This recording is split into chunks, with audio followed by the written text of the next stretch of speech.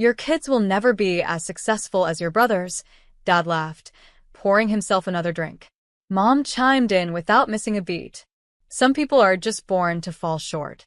They said it like it was a joke. Like my entire existence, my sacrifices, my silence, was a punchline over pasta.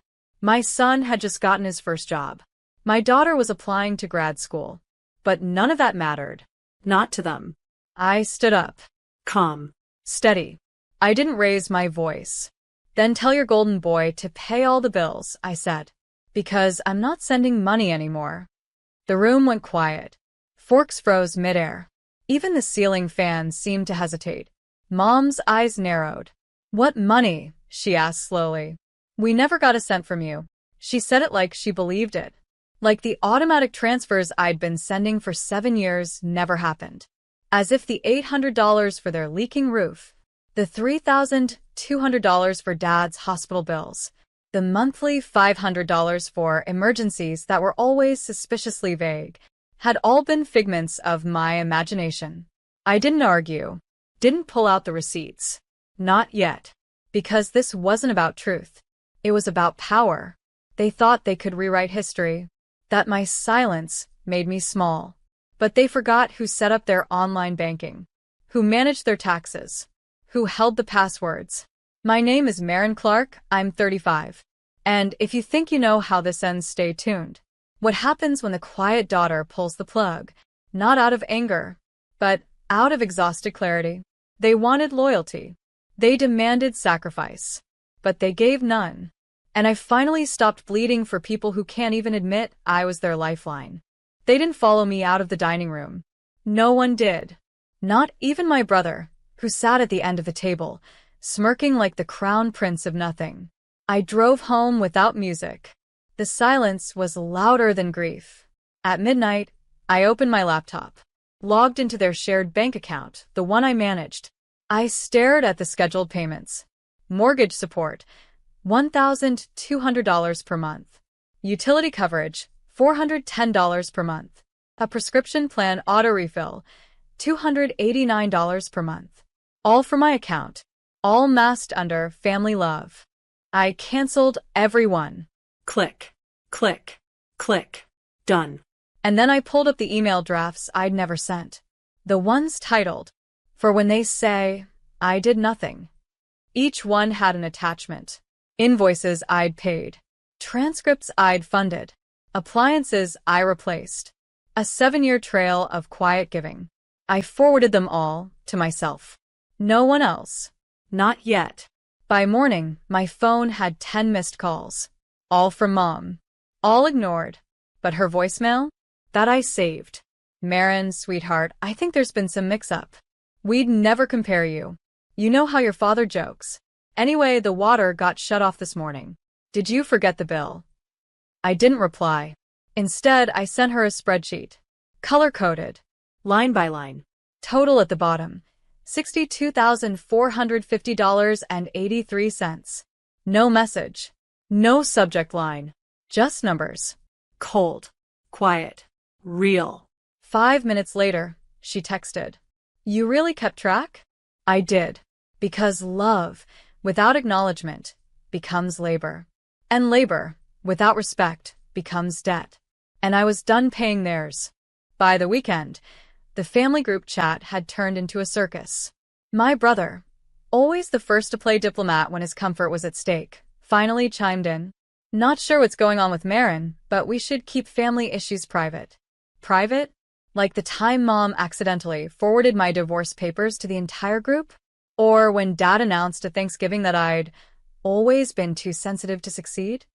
Now, they wanted privacy. I didn't reply there either. But I saw the shift. My cousin stopped sending memes. The chat went silent. And then came the call from my father. I picked up this time.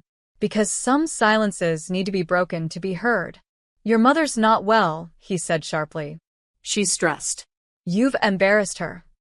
I didn't embarrass her. I replied, calm as glass. She did that when she pretended I never helped her.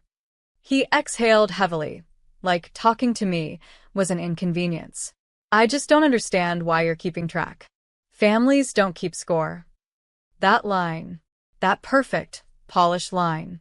I only kept score, I said, because you kept denying I ever played. Click. He hung up. No apology. No reflection. Just the familiar sound of disconnect, literal and emotional. I stared at my ceiling for an hour after that, then opened a new document on my laptop, titled it, When Love Has Receipts. And I started writing. Not just numbers, but memories. Moments. Every time I shrunk myself to make room for them. Because this time, I wouldn't let the story be rewritten. They wanted a scapegoat. I was becoming a scribe. Monday morning, I got an unexpected knock. It was my aunt, Dad's sister. Always neutral, always absent. The type who says, "Let me know if you need anything," and then disappears for 6 years. She stepped inside like she owned the space, her arms crossed, mouth already tight with judgment. "I just want to understand what's happening," she said. "Your parents are heartbroken. Your mom says you've cut them off, that you're keeping score." There it was again. That phrase. Used like a weapon. "I didn't start keeping score," I said quietly. "I just stopped pretending it was a game." I handed her the printed spreadsheet. Watched her eyes scan down the rows. The medical bills. The rent payments. The groceries. The repairs. The birthday gifts my parents claimed came from them, but were always funded by me. She said nothing. Just handed it back like it was radioactive.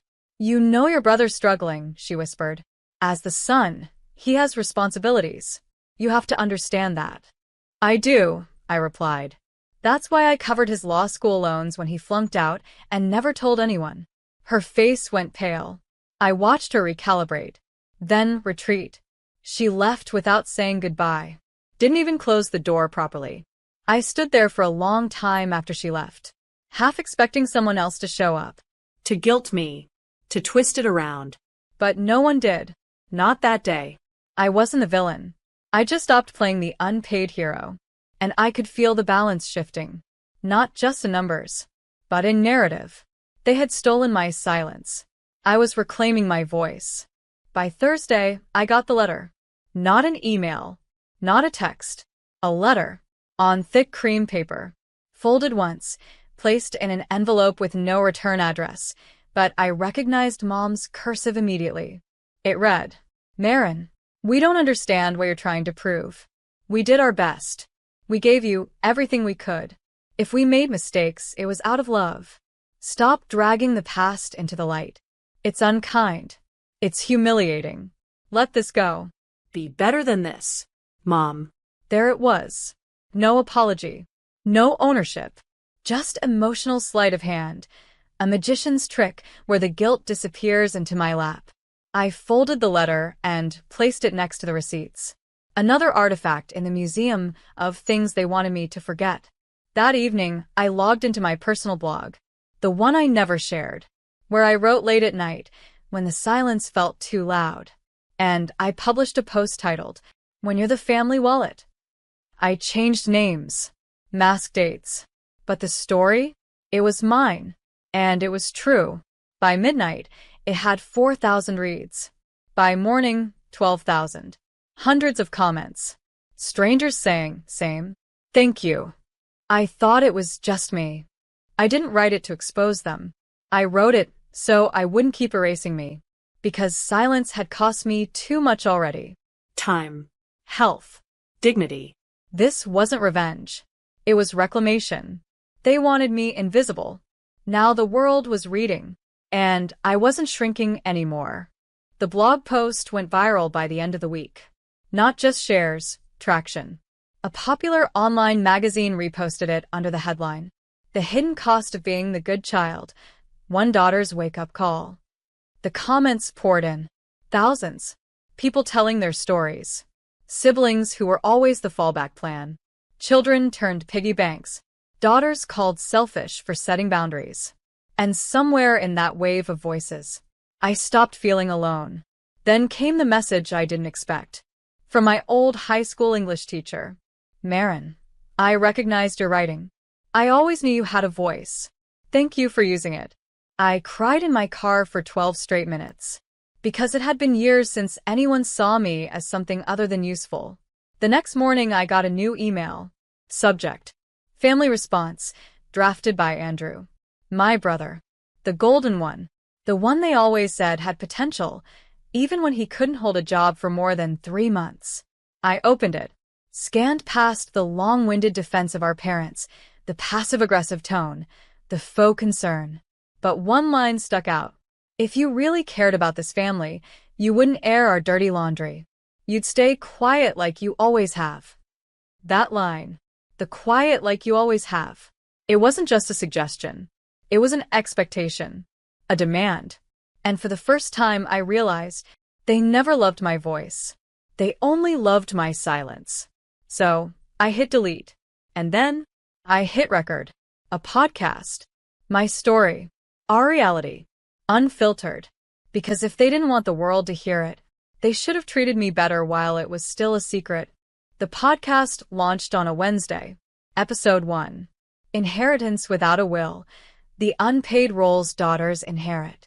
No names. No revenge. Just truth. Layered. Measured. Calm. I didn't scream. Didn't accuse. I simply told my story. How love turned into expectation. How responsibility became exploitation. And how silence was the price of being the good one. Within a week, I had 18,000 listeners. Messages flooded in. You're telling my story. I thought I was crazy. I didn't know we were allowed to stop. And then, Mom found it. She didn't call. She didn't write. She posted on Facebook. A long, emotionally laced post about children who forget where they came from. A smiling photo of her and my brother, captioned, "Some of us still know what real family means." It got likes, comments, sympathy, but it didn't sting. Not like it used to. Because I had already grieved the mother I thought I had. This version, performative, passive-aggressive, curated for applause, wasn't mine to mourn. I responded the only way I knew how. Episode 2. When parents rewrite the past and expect you to narrate the lie. I played one of her voicemails. Soft-spoken. Manipulative. The one where she said, "Don't tell your father, but we need the mortgage again this month. Just until things get better." I paused. Let the silence breathe. Then said, "If that's love, it should never feel like debt." They wanted to silence me. Instead, they gave me a microphone. And I wasn't afraid anymore. Because when you stop begging for love, you make space for dignity. And dignity speaks louder than history. 6 weeks later, I received a letter. A real one this time, no lawyer, no signature for my brother. Just Mom's handwriting. Shaky. Careful.